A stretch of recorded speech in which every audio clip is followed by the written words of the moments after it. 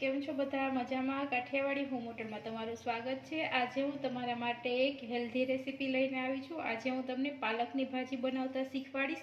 તમે પાલકની ભાજી ઘરે તો ખાતા જ હશો, બનાવતા જ હશો, પણ આ રીતના જો તમે પાલકની ભાજી બનાવશો તો જે નાના બાળકો તથા બધાને ભાવતી ના હોય તો તે રીતના એકદમ ટેસ્ટી અને હેલ્ધી રેસીપી અને અલગ જ રીતના હું બનાવતા શીખવાડીશ। તો ચાલો આપણે બનાવવાનું સ્ટાર્ટ કરીએ।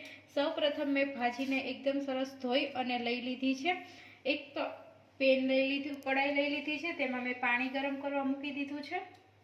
તો સૌપ્રથમ આપણે ભાજી એમાં એડ કરી દઈશું, કારણ કે આપણે ભાજીમાં ઘણી બધી માટી લાગેલી હોય છે, તે ધોઈએ તો પણ સાફ જાતી નથી, પાંદડામાં રહી જાય છે। તેના માટે આપણે 5 મિનિટ આને આ રીતના રાખશું, જેથી કરી બધી માટી નીકળી જશે, વધારાનો કચરો પણ નીચે બેસી જશે। અને આપણે થોડુંક નમક એડ કરી દઈએ અને એકદમ સરસ આપણે ભાજી એટલી લેવાની છે કે આપણી ભાજી પાણી એટલું લેવાનું છે કે આપણી ભાજી ડૂબી જાય એટલું પાણી લેવાનું છે। આને ઢાંકણ ઢાંકી અને આપણે 5 મિનિટ રહેવા દઈશું। 5 મિનિટ થઈ ગઈ છે, આપણે ઢાંકણું જોઈ લઈએ। આપણો ભાજીનો કલર એકદમ સરસ ચેન્જ થઈ ગયો છે।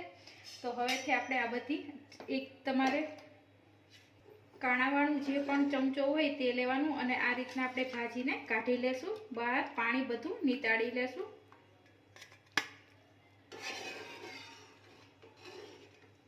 પાણી તમે જોઈ શકો છો એકદમ ગંદુ થઈ ગયું છે, આપણે ધોઈને લીધું હતું તો પણ એટલું બધું પાણી નીચે માટી જેવું લાગે છે। હવે આ પાણી આપણે જવા દેશું અને વઘાર કરીશું। તો એક કડાઈ લઈ લીધી છે, તેમાં મેં 4 ટેબલસ્પૂન તેલ ગરમ કરવા મૂકી દીધું છે। તો તેલ આવી જશે પછી આપણે એમાં જીરું એડ કરી દઈશું અને હિંગ। હવે મેં લસણની કરી લીધી છે 7 થી 8, તે આપણે એમાં એડ કરી દઈશું। લસણથી એકદમ સરસ ટેસ્ટ આવે છે। તો આપણે આ રીતના એને સાતળશું જ્યાં લગી બ્રાઉન રંગની નહીં થઈ જાય ત્યાં લગી। જો તમે લસણ ન ખાતા હોય તો સ્કીપ કરી શકો છો, પણ ભાજીમાં લસણથી એકદમ સરસ ટેસ્ટ આવશે। આપણી ડુંગળી બ્રાઉન રંગની લસણ બ્રાઉન રંગનું થઈ ગયું છે, તમે જોઈ શકો છો। હવે આપણે એમાં મેં નાની સાઈઝની 2 ડુંગળી લીધી છે, તે આપણે એડ કરશું। ડુંગળીથી એકદમ સરસ ટેસ્ટ આવશે। તો આપણે ડુંગળીને પણ આપણે સહેજ બ્રાઉન રંગની થશે ત્યાં લગીને આપણે એને સાતળશું।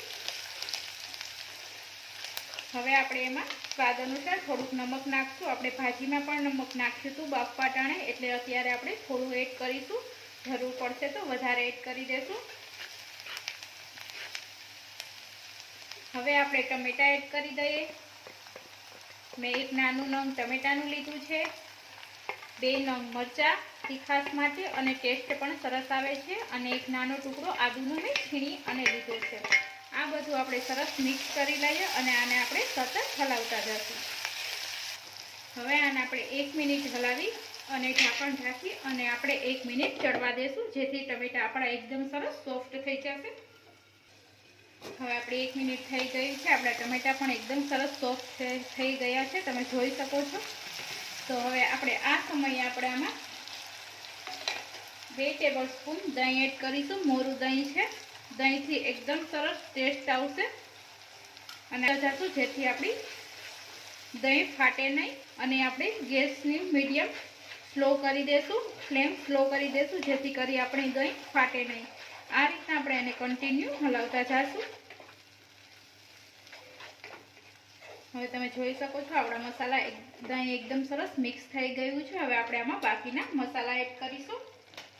તો હવે આપણે એમાં 1/2 ટીસ્પૂન જેટલી હળદર એડ કરી દઈએ, 1 ટીસ્પૂન ધાણા જીરું પાવડર, અને આપણે મરચું નાખ્યું હતું એટલે તીખાશ તો છે જ, પણ કલર માટે હું કાશ્મીરી લાલ મરચું એડ કરું છું। જો તમારે સ્કીપ કરવું હોય તો કરી શકો છો, પણ કલર માટે હું એડ કરું છું, તીખાશ નહીં આવે। તીખાશ આપણે લીલું મરચું નાખ્યું છે તેનાથી આવશે। અને આપણે એકદમ સરસ હલાવી લઈએ, ચડવા દેશું, જેથી આપણું દહીંમાંથી પાણી બધું ઓબ્ઝર્વ। આપણી 1 મિનિટ થઈ ગઈ છે, જો તેલ એકદમ સરસ ઉપર આવી ગયું છે। હવે આને આપણે હલાવી લેશું અને આ બધો મસાલો આપણે સાઈડમાં કરી દેશું।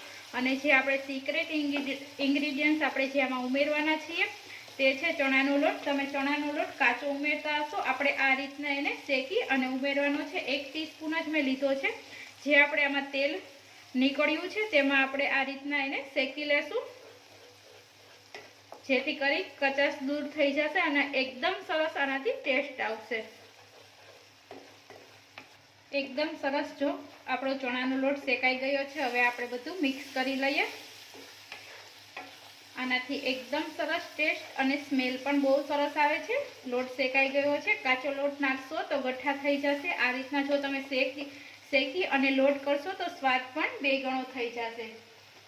આ સમયે આપણે જે કસૂરી મેથી છે તેને હાથ વડે આ રીતના ઘસી અને એડ કરીશું. જો તમારી પાસે લીલી હોય તો તે નાખજો, પણ કસૂરી મેથીથી એકદમ સરસ ટેસ્ટ આવે છે.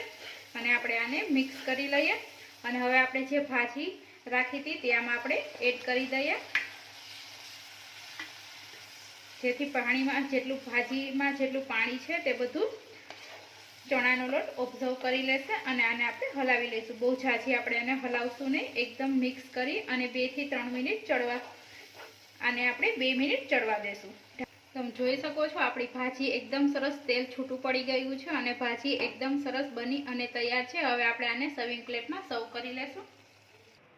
આપણી ટેસ્ટી અને હેલ્ધી એવી રેસીપી આપણી બની અને તૈયાર છે. તમે આ રીતના ઘરે જો ટ્રાય કરશો તો એકદમ સરસ ટેસ્ટી બનશે અને ખાવામાં પણ બધાને બહુ જ મજા આવશે તેવી આપણી આ રેસીપી છે. તમે મારી રીતના ઘરે એકવાર જરૂર ટ્રાય કરજો. એકદમ સરસ ટેસ્ટી બનશે.